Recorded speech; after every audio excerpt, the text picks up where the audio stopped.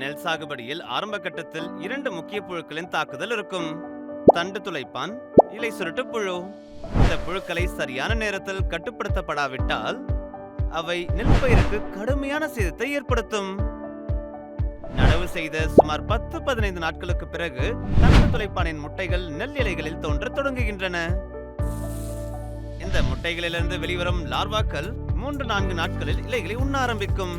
இதற்கு பிறகு புழுக்கள் ஒரு பட்டு நூலை உருவாக்கி இலை மேற்பரப்பில் இருந்து கீழே வந்து தண்ணீருக்குள் சென்று பின்னர் நெல் தண்டில் ஒரு துளையை உருவாக்கி உள்ளே ஊடுருவி அங்கே தண்டுகளை உண்ணத் தொடங்கும். புழு தண்டுக்குள் நுழைந்தவுடன் அதை கட்டுப்படுத்துவது கிட்டத்தட்ட சாத்தியமற்றதாகிவிடும். தண்டு துளைப்பான் தாக்குதல் வளரும் பருவத்தில் ஏற்பட்டால் தண்டுக்குள் நுழைந்த சுமார் 7 நாட்களுக்கு பிறகு பயிரின் நிலைகள் காய்ந்து போக தொடங்கும்.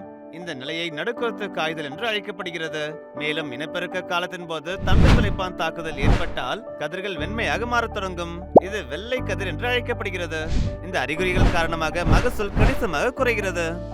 மறுபுறம் இலை சுருட்டுப்புழு நடவு செய்த சுமார் 40-60 நாட்களுக்கு பிறகு பயிரை தாக்குகிறது.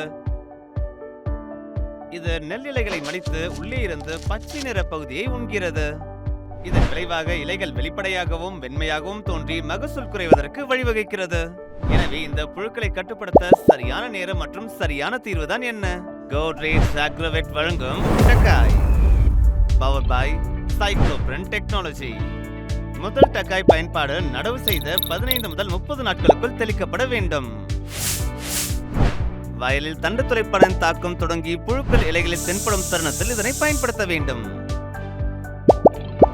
இரண்டாம் கட்ட பயன்பாட்டை 40 முதல் 60 நாட்களுக்குள் மேற்கொள்ளவும். இலை சுருட்டு புழு மற்றும் தண்டு துளைப்பானின் தொற்று தென்படும் பொழுது இதனை தெளிக்க வேண்டும்.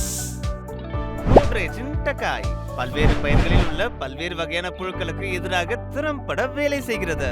கோட்ரேஜின் டக்காய் ஒவ்வொரு வயலிலும் செழிப்பை கொண்டு வருகிறது.